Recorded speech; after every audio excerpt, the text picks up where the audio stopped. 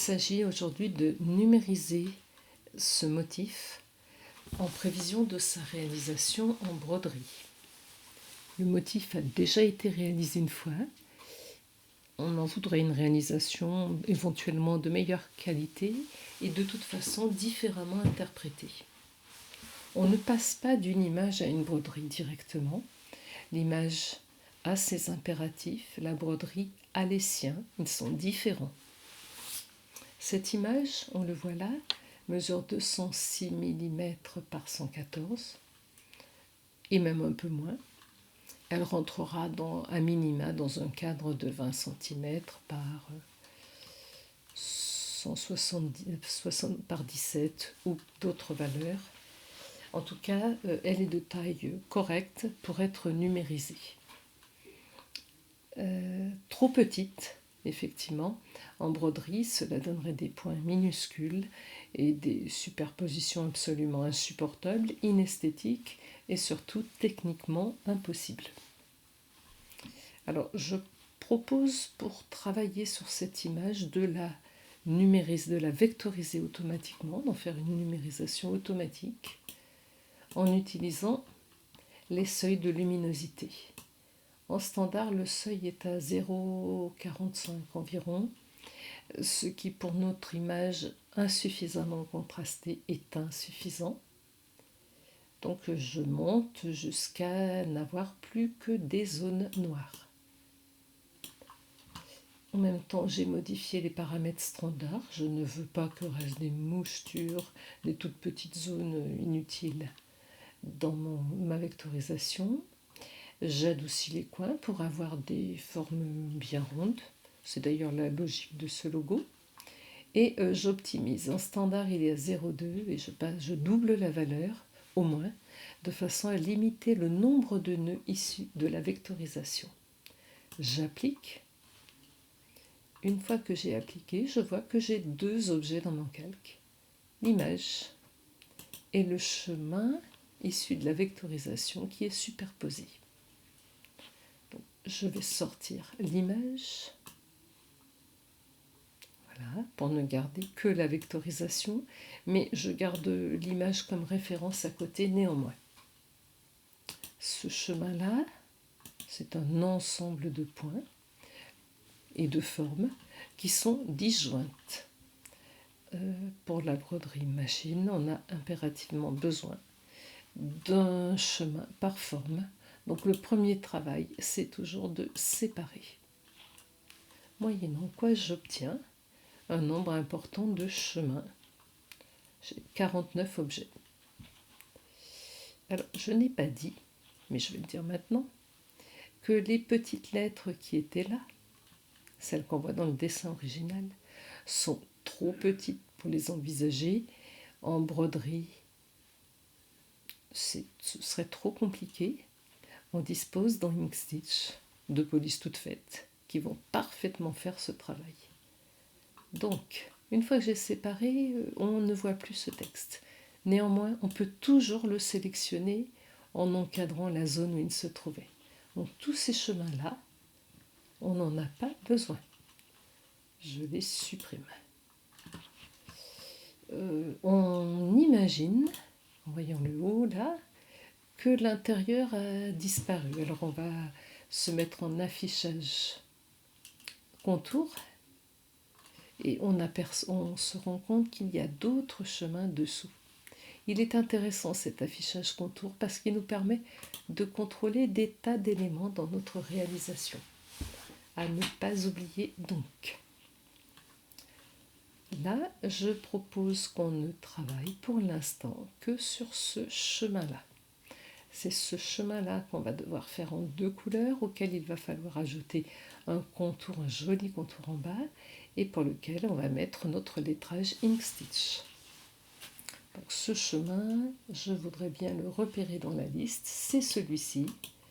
Je vais l'appeler bas. Non, je ne vais pas l'appeler bas, je vais le mettre dans un groupe parce que je vais travailler tous ces éléments, cet élément et les nouveaux ensemble. Et tous les autres chemins, pour l'instant, je vais les rendre invisibles. Je vais les cacher. Voilà. Donc je ne travaille que sur celui-ci. Et je vais repasser en mode normal d'affichage. Voilà. Donc ce chemin, je vais le faire bleu dans un premier temps pour y voir un tout petit peu plus clair. Alors je le sélectionne et je le dessine en bleu. Ok. Dans ce chemin-là, à ce chemin, je voudrais d'abord rajouter un contour sur une partie du chemin et pas sur la totalité. Je voudrais également partager en deux de façon à faire une belle vague avec une couleur sombre en bas et une couleur plus claire en haut.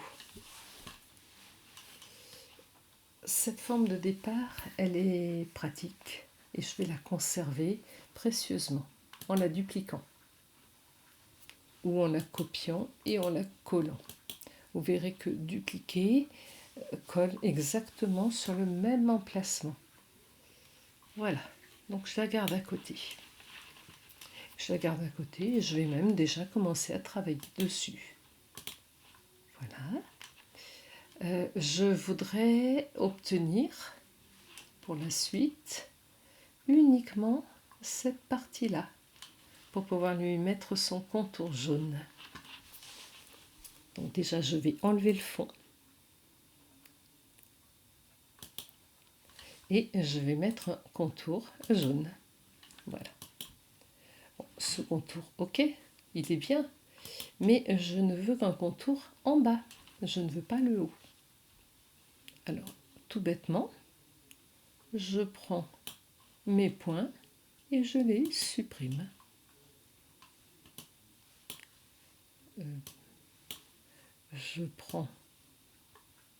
Je fais bien attention à ne pas supprimer le dernier, là, ok. Ici c'est compliqué, on a l'impression qu'on a des points superposés. Oui, effectivement. Là, on a un point, je l'enlève. Voilà, et maintenant, alors je refais la manipulation parce qu'elle est importante à voir. Voilà, hop. Je peux sélectionner des nœuds. Je peux aussi sélectionner un espace entre deux nœuds. Et actuellement, entre ces deux nœuds, j'ai une ligne. Je peux demander à ce que cette ligne disparaisse. Et là, on voit que je ne conserve plus que ma courbe. Cette courbe-là, je voudrais qu'elle me serve de contour. Alors, on peut très simplement imaginer que ce contour-là sera un contour en zigzag. Le point zigzag, on l'obtient en donnant une épaisseur à la ligne qui sera celle du zigzag.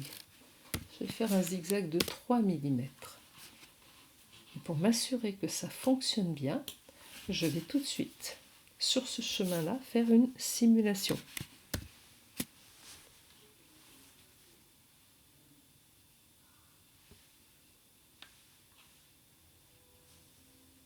C'est parfait. Impeccable. Pour l'instant, je le laisse de côté. Il est prêt. Je viendrai le superposer ensuite.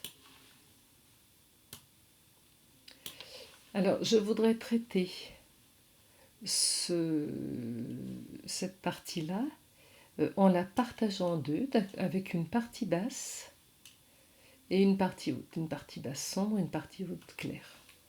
Pour ça, je vais découper la forme en deux. Donc je trace une ligne de Bézier.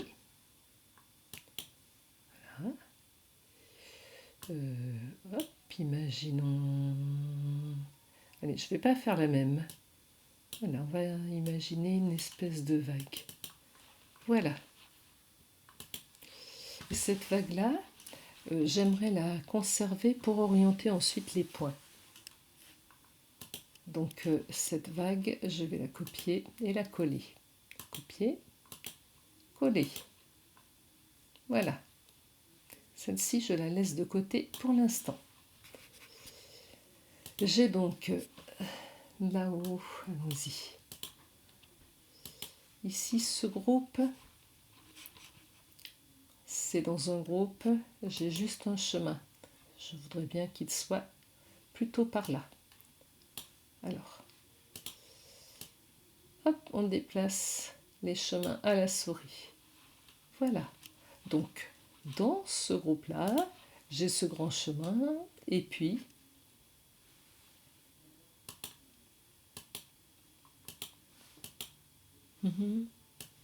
c'est pas installé où il faut. Voilà. Donc j'ai ce chemin et cette surface-là. On peut aussi faire circuler les chemins d'un niveau à l'autre avec des petites flèches. La machine brodera de bas en haut. Donc là, elle broderait le bleu, puis le jaune. Mais le bleu, on a dit qu'on allait s'en occuper. Donc je prends cette grande surface bleue, la courbe de Bézier que j'ai tracée dessus. Donc pour sélectionner deux lignes, je sélectionne les deux avec la touche CTRL appuyée. Donc ma surface, le chemin que j'ai tracé, et je demande à diviser le chemin en deux. Je constate que ce chemin-là a disparu. Par contre, j'ai une première surface et j'ai une deuxième surface. Et pour bien m'en assurer, je vais passer celle-ci en plus clair. Je vais mettre des couleurs contrastées. Je n'ai, à vrai dire, les deux bleus dont je dispose dans ma palette de couleurs, qui est la palette de mes vrais fils. C'est très proche, c'est trop proche. Voilà, donc ma coque, ma vague, la voilà. Partie sombre, partie verte. Cette ligne-là, je vais la rajouter dans mon groupe de vagues. Alors, je clique et je déplace. Ça marche pas à tous les coups cette affaire. Je crois que c'est... Voilà, il faut peut-être être en mode... Voilà, non. Bon. Bon, ce groupe-là, il n'a aucune raison d'être là. Il n'existe. Groupe.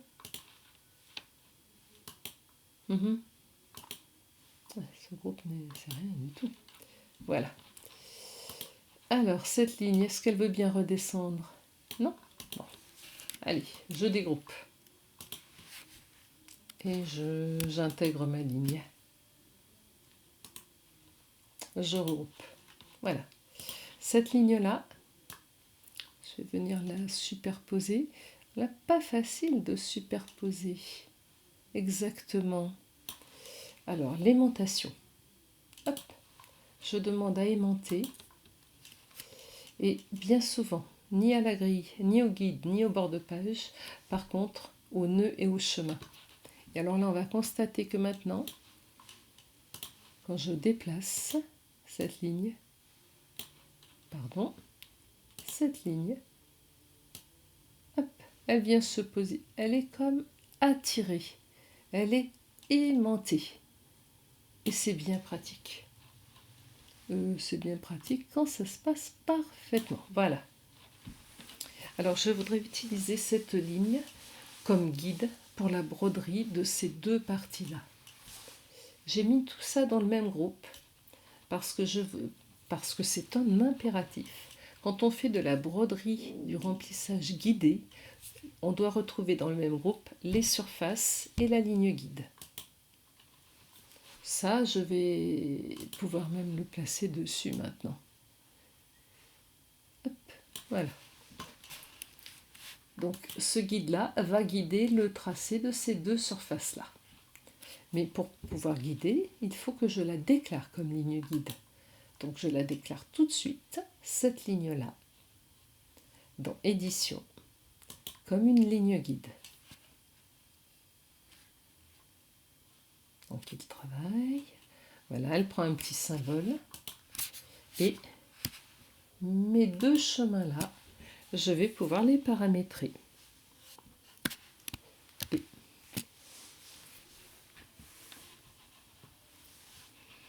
Alors, je ne veux pas du tout de remplissage automatique, je veux un remplissage guidé.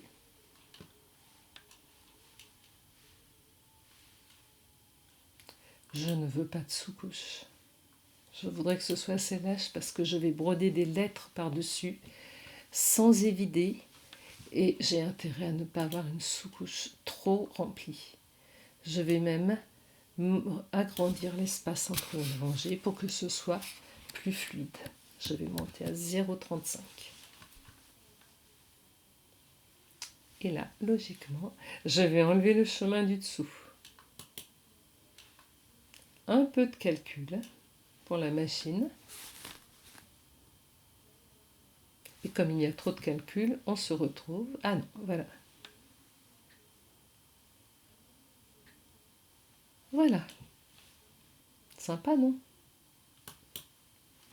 Si je veux voir la totalité de ce que j'ai fait, je prends le groupe entier et je fais plutôt une visu.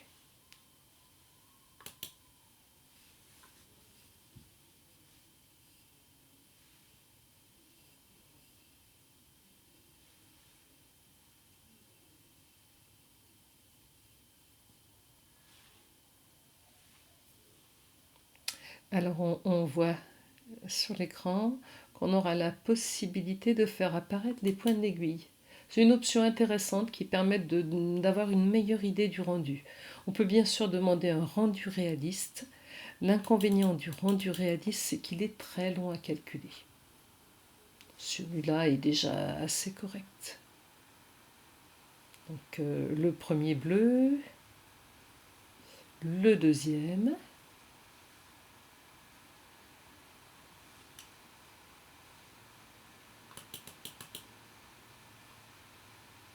et le contour qui se situera par-dessus. 8000 points, c'est déjà pas mal. Alors, on va appeler ce groupe la vague. Double-clic, la vague. Ça va nous permettre de savoir sur quoi on travaille. Alors, sur la vague, on aimerait bien mettre un lettrage. Donc, pool, spa, lifestyle, avec des espaces. Les petits ronds, on les fera manuellement. Ce seront des cercles et on évidera la partie correspondant à ces cercles-là dessous. Par contre, on le fera ensuite parce que pour l'instant, on ne sait pas où se situeront les espaces. Dans le menu extension de Inkstitch, on va trouver le lettrage. Alors, le lettrage. Dans le lettrage, on a une fenêtre qu'il faut apprendre à utiliser. Le lettrage nous présente toutes les polices disponibles. On va peut-être utiliser celui-ci. Geneva convient aux petites polices de 6 à 15 mm. Allons-y, on va tester. Alors je fais apparaître le texte, pool. On va mettre des espaces, spa, espace, life, style. Voilà.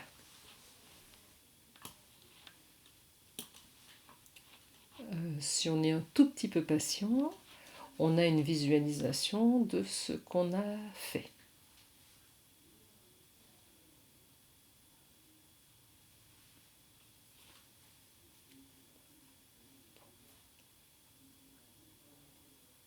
Ça m'a l'air un peu grand. Donc je vais peut-être descendre en taille de police. Les polices, il faut toujours les manipuler en utilisant l'échelle ici et non pas en les réduisant manuellement. On va descendre jusqu'à aller. On va voir ce que ça donne. Alors, une fois qu'on a appliqué, la police n'apparaît pas directement à son emplacement, elle apparaît toujours en haut de la page. Donc je grimpe jusqu'en haut, voilà, je trouve ma police. Alors, C'est un peu énorme. Alors peut-être est-ce que ça va se régler en enlevant les espaces. J'en ai peut-être mis beaucoup. Alors là, tant que je suis sur le lettrage, je peux retourner dans les extensions, Ink Stitch, lettrage, et le texte sur lequel je viens de travailler réapparaît. Je vais mettre un peu moins d'espace. 1, 2.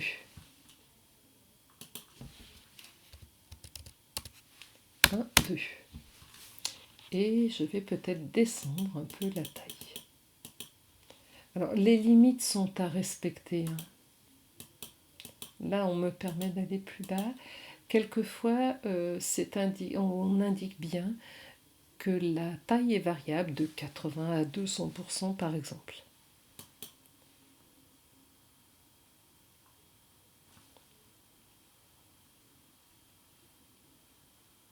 Voilà, c'est mieux, on est rentré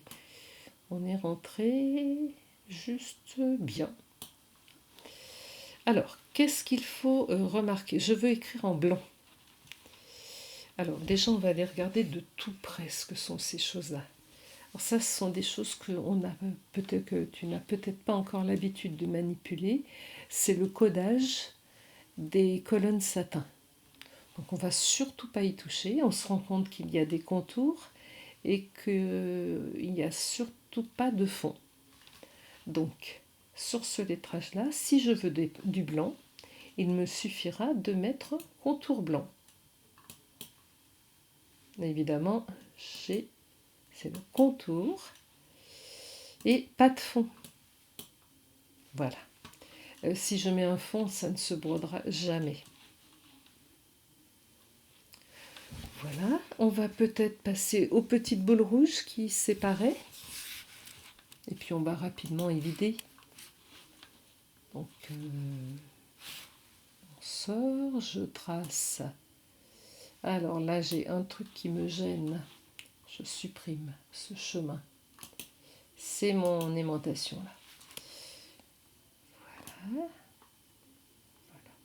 Imaginons que je veux faire des petites boules rouges sans contour. Voilà. Celle-ci, je la copie, je la colle et j'emmène là. Voilà.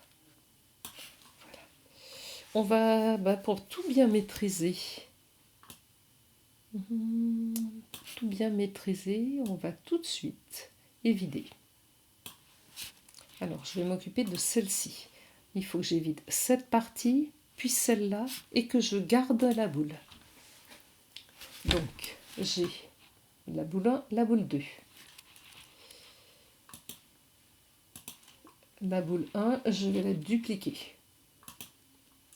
Je la duplique parce que je vais la soustraire, donc elle va disparaître.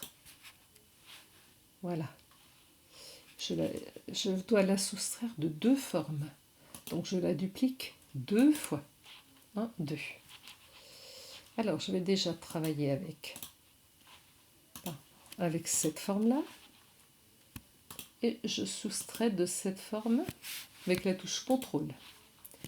Je soustrais, je fais la différence entre ces 2 formes. Bien. Puis, entre celle-ci et la deuxième.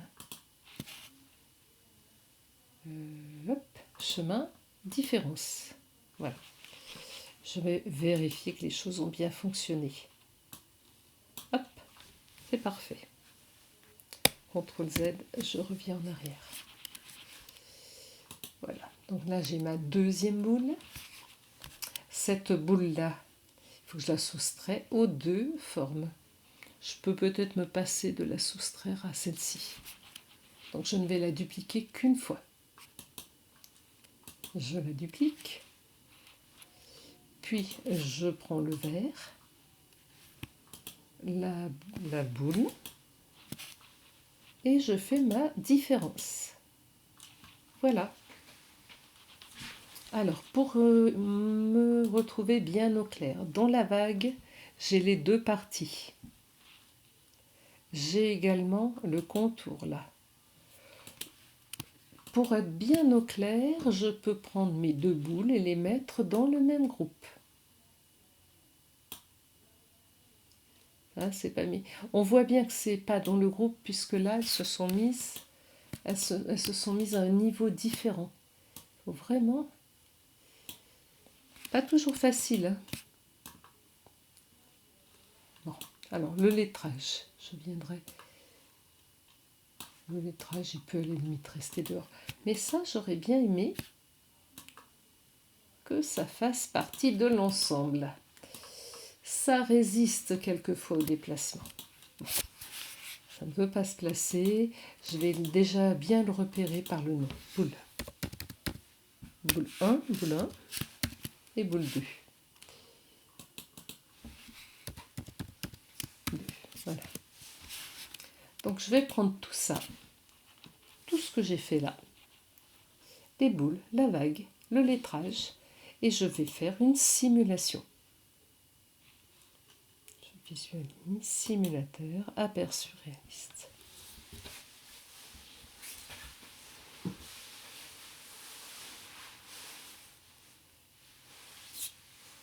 J'étais à 8000 points, j'ai dû en ajouter pas mal quand même. On doit être à une bonne douzaine, 12, 13.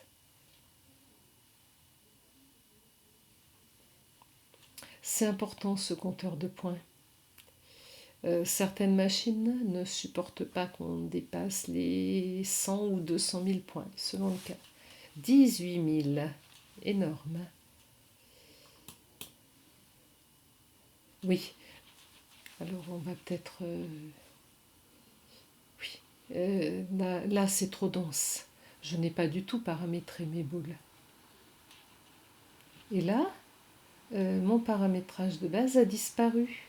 Pourquoi ? Alors il faut que je refasse. Pareil là-haut. Alors j'ai bien des... Je vais visualiser des points, de l'aiguille. J'ai bien les lettres, mais mes paramétrages ont disparu. Ça fait partie des choses qui arrivent et qui fâchent. Alors, les points d'aiguille. Voilà.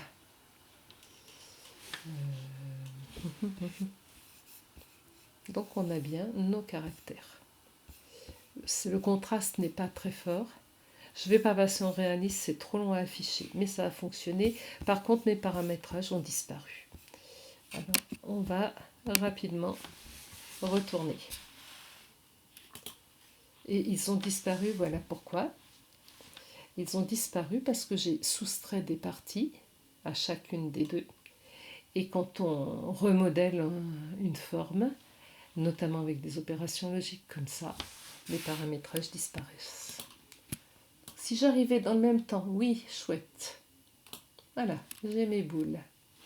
Je les fais descendre juste d'un cran là-dedans. Puis j'ai mes deux. Voilà. Oh, ben c'est parfait. Ensuite, j'ai mon guide et le contour. Ok. Donc tout ça, je le reparamètre.